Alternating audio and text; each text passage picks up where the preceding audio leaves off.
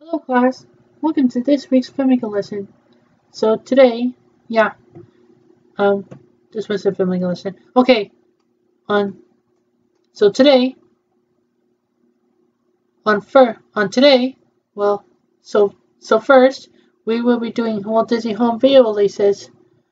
On today, we will be doing Home Alone 1990 film.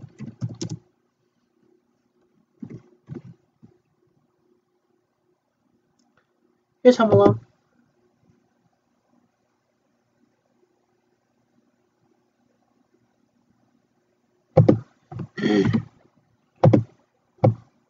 Here's the plot to this film. Sorry. The McAllister family is preparing to spend Christmas in Paris, gathering at Peter and Kate's home in Chicago suburb on the night before their departure. Peter and Kate's youngest son, Kevin, is the subject of ridicule by his older siblings.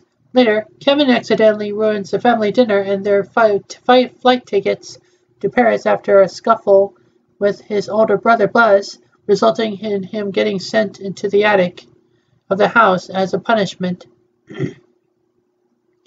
where he berates Kate and wishes that his family would disappear. During the night, heavy winds damage the power lines, which causes a power outage and resets the alarm clocks, causing the family to oversleep in the confusion and rush to get to the airport. Kevin is accidentally left behind. Kevin awakes to find the house empty and, thinking that his wish has come true, is overjoyed with his newfound freedom. However, he soon becomes frightened by his next-door neighbor, Old Man Marley, who is rumored to be a serial killer who murdered his own family, as well as the wet bandits, Harry and Marv, a pair of burglars who have been breaking into other fastened houses in the neighborhood and have targeted the McAllister's house. Kevin tricks them into thinking that his family is still home, forcing them to put their plans on hold. Kate realizes in mid-flight that Kevin was left behind, and upon arrival in Paris, the family discovers that all flights for the next 2 days are booked. And Peter and the rest of the family stay in his brother's apartment in Paris, while Kate manages to get a flight back to the United States, but only gets as far as Scranton, Pennsylvania. She attempts to book a flight to Chicago, but again, everything is booked. Unable to accept this, Kate is overheard by Gus Polinski, the lead member of the traveling polka band, who offers to let her travel with them to Chicago on their way to Milwaukee in a moving van, which she gratefully accepts. Meanwhile, Harry and Marv finally realize that Kevin is home alone, and on Christmas Eve, Kevin overhears them discussing plans to break into his house that night. Kevin starts to mess his family and asks the local Santa Claus impersonator if he could bring his family back for Christmas. He goes to church and watches a choir perform, then meets Old Man Marley, who dispels the rumors about him. He points out that his granddaughter in the choir, whom he never gets to meet as he and his son are estranged. Kevin suggests that he should reconcile with his son. Kevin returns home and rigs the house with booby traps to take on the burglars. Harry and Marv break in, spring the traps, and suffer various injuries, while the duo pursues Kevin around the house. He calls the police and flees, then lures Harry and Marv into a neighboring home which they previously broke into. They ambush them and prepare to get their revenge, but Marley intervenes and knocks them unconscious with his snow shovel. The police arrive and arrest Harry and Marv, having identified all the houses that they broke into due to Marv's destructive characteristics of flooding them. On Christmas Day, Kevin is disappointed to find that his family is still gone. He then hears Kate enter the house and call for him. They reconcile and are soon joined by Peter, Buzz, Jeff, Megan, and Lenny, who waited in Paris until they could obtain a direct flight to Chicago. Kevin keeps silent about his encounter with Harry and Marv. Although Peter finds Harry's knocked out gold tooth, Kevin then observes Marley reuniting with his son, daughter-in-law, and granddaughter Marley. Marley notices Kevin, and the pair wave to each other. Alright. On Tuesday, we will be doing Home Alone again, 1990 film. Here's a plot to this film. The McAllister family is preparing to spend Christmas in Paris, gathering at Peter and Kate's home in Chicago suburb on the night before their departure. Peter and Kate's youngest son, Kevin, is a subject to ridicule by his older siblings. Later, Kevin accidentally ruins the family dinner and their flight tickets to Paris after a scuffle with his older brother Buzz, resulting in him getting sent into the attic of the house as a punishment, where he berates Kate and wishes that his family would disappear. During the night, heavy winds damage the power lines, which causes a power outage and resets the alarm clocks, causing the family to oversleep in the confusion of rush to get to the airport. Kevin is accidentally left behind.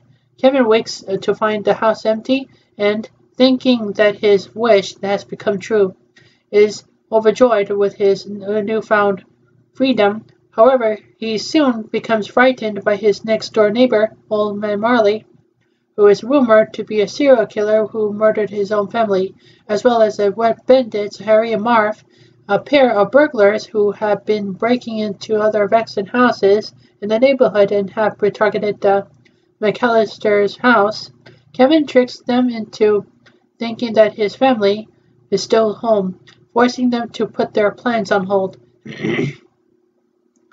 Kate realizes mid-flight that Kevin was left behind, and upon arrival in Paris, the family discovers that all flights for the next 2 days are booked. Peter and the rest of the family stay out in his brother's apartment in Paris, while Kate manages to get a flight back to the United States, but only gets as far as Scranton, Pennsylvania. She attempts to book a flight to Chicago, but again, everything is booked. Unable to accept this, Kate is overheard by Gus Polinski, the lead member of a traveling polka band, who offers to let her travel with them to Chicago on their way to Milwaukee in a moving van, which she gratefully accepts. Meanwhile, Harry and Marv finally realize that Kevin is home alone, and on Christmas Eve, Kevin overhears them discussing the plans to break into his house that night. Kevin starts to miss his family and asks the local Santa Claus impersonator if he could bring his family back for Christmas. He goes to church and watches a choir perform, then meets Old Man Marley, who dispels the rumors about him. He points out his granddaughter in the choir, whom he never gets to meet, as he and his son are estranged. Kevin suggests that he should reconcile with his son. Kevin returns home and rigs the house with booby traps to take on the burglars. Harry and Marv break in, spring the traps, and suffer various injuries. While the duo pursues Kevin around the house, he calls the police and flees, then lures Harry and Marv into a neighboring home which they previously broke into. They ambush them and prepare to get their revenge, but Marley intervenes and knocks them unconscious with his snow shovel. The police arrive and arrest Harry and Marv, having identified all the houses that they broke into due to Marv's destructive characteristic of flooding them. On Christmas Day, Kevin is disappointed to find that his family is still gone. He then hears Kate enter the house and call for him. They reconcile and are soon joined by Peter, Buzz, Jeff, Megan, and Lenny, who waited in Paris until they could obtain a direct flight to Chicago. Kevin keeps silent about his encounter with Harry and Marv. Although Peter finds Harry's knocked out gold tooth, Kevin then observes Marley reuniting with his son, daughter-in-law, and granddaughter. Marley notices Kevin, and the pair have waved to each other. All right. On Wednesday, we will be doing Home Alone, Lost in New York, Home Alone 2, Lost in New York, 1992 film. Here's the plot to this film. The McAllister family is preparing to spend Christmas in Miami and gathers at Peter and Kate's Chicago home. Peter and Kate's youngest son Kevin sees Florida as contradictory to Christmas due to its lack of Christmas trees. Later, at a school pageant, Kevin's brother Buzz pulls a prank against him, causing Kevin to retaliate and ruin the pageant. Buzz half-heartedly apologizes, but Kevin berates his family before storming into the attic again, wishing to have his own vacation alone.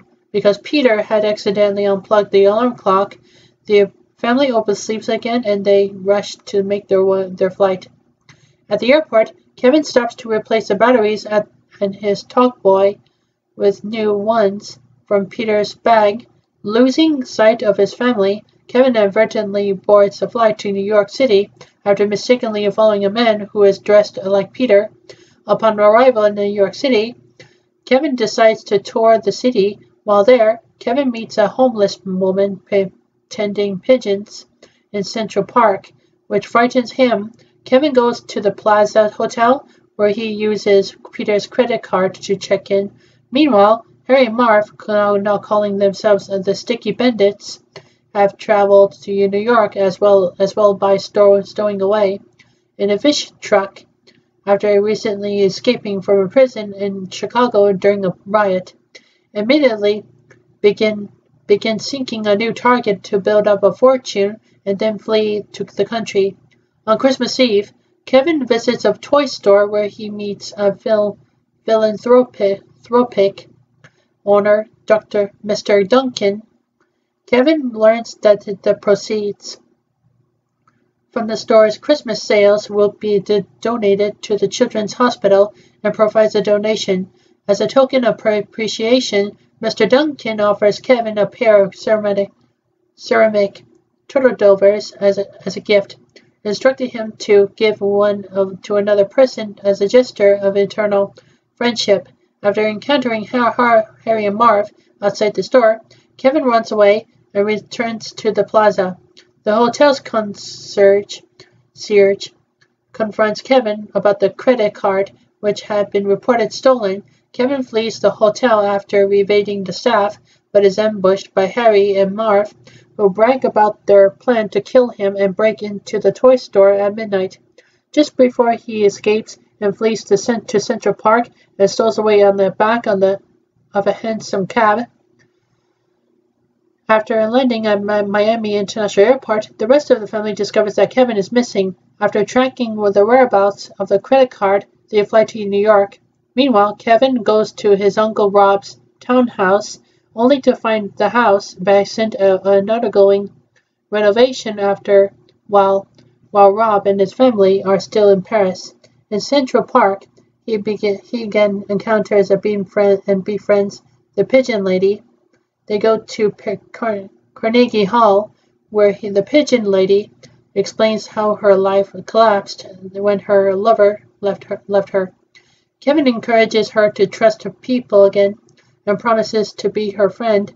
After considering the pigeon lady's advice that he perform a good deed to make up for his misdeeds, he decides to prevent Harry and Marv from robbing the toy store.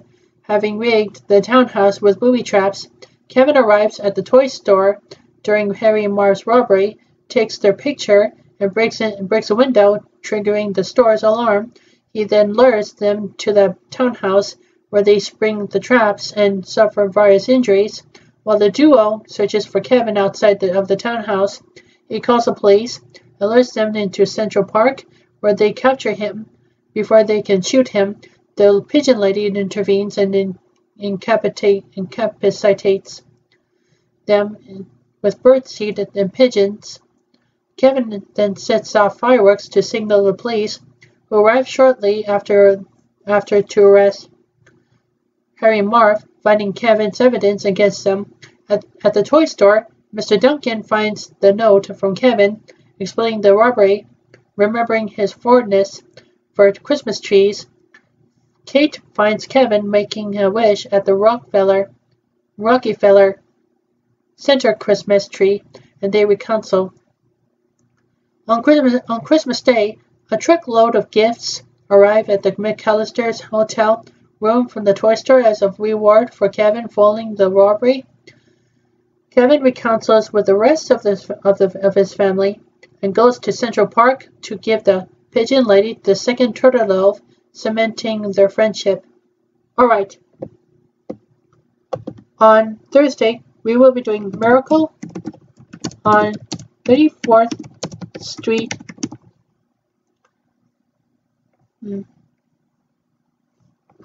Let's try this. 1947. Yep, 1947 film. Here's a plot to this film, but it's a long plot.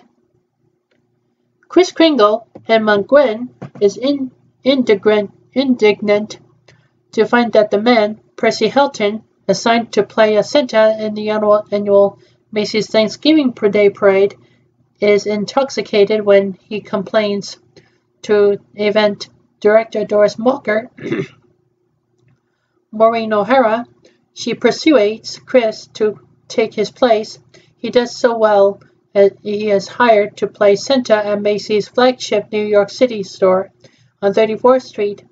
Kris directs one shopper, Thelma Ritter, instead of to another store because the desired item is not available at Macy's. Initially confused, but nevertheless impressed, because Kris tells the truth and ignores prior to instructions from Gillian Shellhammer, Philip Tong, head of the toy department, to steer parents to Macy's items. She informs Gillian that she will become a loyal Macy's customer. Attorney Fred Gailey, John Payne, Doris's neighbor, takes the young divorcee's daughter Susan, Natalie Wood, to see Santa. Doris has raised her to not believe in fairy tales, but Susan is shaken after seeing Kris speak Dutch with a girl, Marlene Leiden, who does not know English. Doris asks Kringle to tell Susan that he is not Santa, but he insists that he is. Worried, Doris decides to fire him. However, Kris has generated so much positive publicity and goodwill for Macy's that Macy Harry Entrim promises Doris and Gillian bonuses to alleviate Doris's misgivings. Gillian has Grenville, Sire, Porter Hall, and Minister of Psychological Evaluation. Kris passes easily, but Sawyer still recommends his dismissal. The store expands on the concept of steering customers to competitors if necessary. To avoid looking greedy, Gimbels implements the same policy, forcing Macy's and others to reciprocate. As a consequence, Kris does the impossible, reconciling bitter rivals Macy and Gimbel, Herbert Hayes. Pierce, Jim Say, the doctor at Kris's nursing home, assures Doris that Kris is harmless to alleviate Doris's worries. Pierce suggests Kris stay with someone. Fred volunteers. Later, Kris makes a pact with Fred. He will work on Susan's cynicism, with Fred does the same with Doris's. When Susan reveals to Kris she wants a house for Christmas, showing him a photo of her dream house torn from a magazine, he reluctantly promises to do his best. In the company's cafeteria, young employee Alvin Greenman, tells Kris that Sawyer convinced him that he is unstable. Simply, because he is kind-hearted. Chris immediately goes to Sawyer's office to confront him, eventually striking him on his head with an umbrella. Sawyer exaggerates his pain to have Chris confined to Bellevue Hospital. Tricked into cooperating and believing Doris to be in the deception, Chris deliberately fails in his examination and is recommended for permanent commitment. However, Fred persuades Chris not to give up. At a hearing before Judge Henry X. Harper, Gene Lockhart, District Attorney Thomas Mara, Jerome Cohen gets Chris to assert that he is Santa Claus and arrests his case. Fred argues that Chris actually is Santa. Mara requests Harper rule that Santa does not exist. In private, Harper's political advisor, Charlie Halloran, William Frawley, warns him that doing so would be disastrous for his upcoming election bid. Harper buys time by hearing the evidence. Doris quarrels with Fred when he quits his law firm to defend Chris. Fred calls Macy as a witness. When Mara asks if he believes Chris to be Santa, Macy starts to equivocate. But when pressed, he responds, "I do." On leaving the stand, Macy fires Sawyer. Fred then calls Mara's own young son, Bobby Hyatt, who testifies that his father told him that Santa was real. Mara concedes the point. After his son and wife leave the courtroom, Mara then demands that Fred prove that Chris is the one and only Santa Claus on the basis of some competent authority. While Fred searches frantically, Susan writes Chris a letter to cheer him up, which Doris also signs when a New York Post Office mail sorter, Jack Albertson, sees Susan's letter, which is addressed to Chris at the New York courthouse. He suggests delivering all of the letters addressed to Santa Claus in the letter office to Chris. When court resumes, Fred still has not found some competent authority to back Chris's claim, but then an official gestures to Fred about the arrival of the mailbags at the courthouse. Fred presents Harper with 3 of the letters, addressed simply to Santa Claus, that were just now delivered to Chris, asserting that the post office, a branch of the U.S. federal government, has acknowledged that Chris is the one of and only Santa Claus. When Mara objects on the grounds that 3 letters alone do not constitute sufficient proof, Fred tells Harper that he hesitates to produce many more such letters that he says that he has. Following Harper's insistence to Fred to produce the other letters, Fred signals to the official to direct the postman to dump all of the letters addressed to Santa Claus and all of the mailbags onto Harper's desk, unpiling himself from the deluge of letters. Harper, with great relief, dismisses the case. On Christmas morning at the celebration of Dr. Pierce's clinic, Susan loses faith in Chris when he does not give her the house she wanted. Chris offers Fred and Doris a route home that avoids traffic. Along the way, Susan sees the very image of her dream house with a for sale sign in front. Susan demands that Fred stop the car, whereupon she joyfully runs into the house, exclaiming, "Mr. Kringle is Santa Claus." Fred learns that Doris then encouraged Susan to have faith and suggests they purchase a house, a proposition with which Doris joyfully agrees. He then boasts that he must be a great lawyer, since he proved an eccentric old man was Santa. However, when he and Doris spot a cane in the house that looks just like Chris's, he is not so sure that he worked this miracle alone. All right. On Friday, we will be doing Miracle on 84th Street, 1994 film. Here's a plot to this film. Kohl's department store's special event director Dory Walker, Elizabeth Perkins, fires Tony Halicci, Jack McGee, from being the Kohl's department store's Santa Claus after he gets drunk before taking part in the Thanksgiving parade, immediately trying to find a replacement. She spots a elderly man, Richard Attenborough, who was berating the inebriated Santa before the parade. When Dory begs him to take over, he introduces himself as Kris Kringle. Kris does so well during the parade that he is immediately hired to be Kohl's main Santa for the holiday period.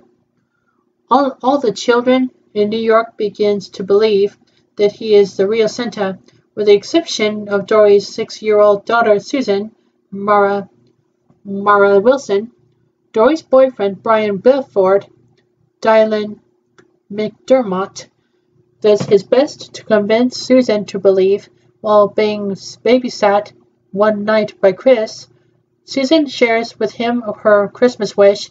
She would like a house used every year for the Kohl's catalog photo shoot, and a baby brother, Kris, asks if she would begin to believe in Santa if she got all those things. Susan agrees that she would. Kris is credited with bringing an increasingly more sales to Kohl's than previous years. One night, he is arrested for assaulting a man on the street, later revealed to be the original drunk Santa, Tony Halicci. Halicci had taken revenge by means of setting up Kris to be arrested. With the help of members of staff from a rival department store of Kohl's Shoppers Express, with the help of Brian, Dory takes Kris's case to court and drums up support for him from the public. It soon becomes clear that to get Kris acquitted and freed, Brian must somehow prove that not only does Santa exist, but that Kris is the real one. It is a seemingly impossible task until Brian comes up with a plan that requires some help from Susan. Just as the judge, Robert Prosky, is about to make his decision, and it seems he was going to rule against Kris, Susan walks up to the judge with a Christmas card containing a $1 bill. On the back, the word "In God We Trust" are circled. The judge realizes that, since the U.S. Department of Treasury can put its official faith in God in U.S. currency with no hard evidence, then the people of New York can believe in Santa Claus in the same way. Left with no choice, the elated judge dismisses the case and declares that Santa is real, existing in the person of Kris Kringle. Following the court case, Dory and Brian are maneuvered by Kris into realizing their true feelings for each other, and are married in a very small ceremony right after the Christmas Eve midnight mass.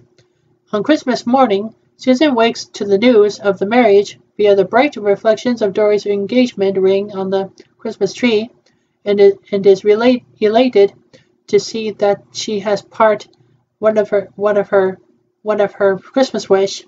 Brian has her new stepdad. Together, Susan, Dory, and Brian drive out to the catalog house, and upon arrival, find that Kris has arranged for them to purchase a house, which they can now afford due to the size of the Christmas bonus Dory has received as a result of Chris's work at Coley's.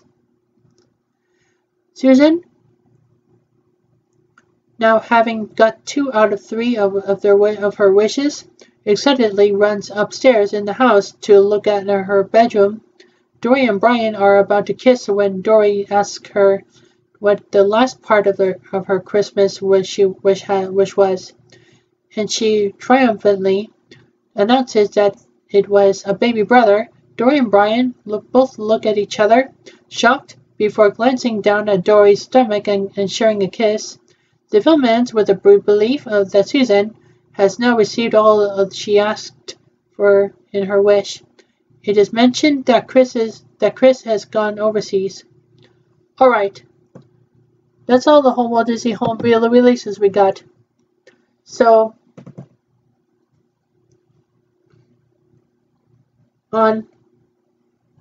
second, we will be doing Emma Monkey Pictures and Roman Counter Productions and Duncan Teeth Comedy Shorts.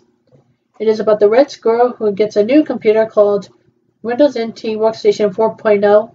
It's about the terminal server who has been logged onto the screen, and now the squirrel doesn't know what to do. He clicks on the documents and to find out what his work needs to be done, and he finds out there is no one in the documents. All right, that's all the shorts we got. So third, we will be doing Samsung Galaxy Note 20 series. It is about Meme, who is sad because the battle start was not only one to be Mummy's dismission, but now Meme has been gone too far because she's about to kill the girls, and now the boys come to the rescue to arrest Meme, and then the girls run to the boat pilot, and the boat pilot goes to arrive at the new world. All right, that's all I got for today. Let's do some work now. All right, let's go to Orlando, Florida. Yay! Okay, so once we get here, we should go to City Hall and go to Crystal Palace. Okay? Yep. And then we had to go to a hotel named Disney's Contemporary Resort. Yay! Okay. Well, next week I had to do Terry Fox Run. Terry Fox Run, where's that? Is that 23rd of September, where we used to be Terry Fox Run? Oh yeah, that's right. Okay. Let's go to Orlando, okay? Yeah. Okay, let's go then. This is pretty cool. I like this airplane. Yeah. It looks kind of remind me of this K-On movies. Yeah, K-On the movie, right? Yeah, it looks like a Japan Airlines to England. Yeah, but Air Canada is Air Canada to travel worldwide. Yeah, travel worldwide, huh? In worldwide, they said that Air Canada was going to travel worldwide to USA and then to England and to anywhere else. Yeah. So I guess I like it here. Yeah. You like it here, don't you? Mm-hmm. And once we get here, I think we should just have a little fun time. Yeah. This is so cool. I like it. Yeah. Anyway, we're at the airport. Yeah, we're at the Orlando International Airport, right? Yeah. What are we taking a bus for? We're taking our bus to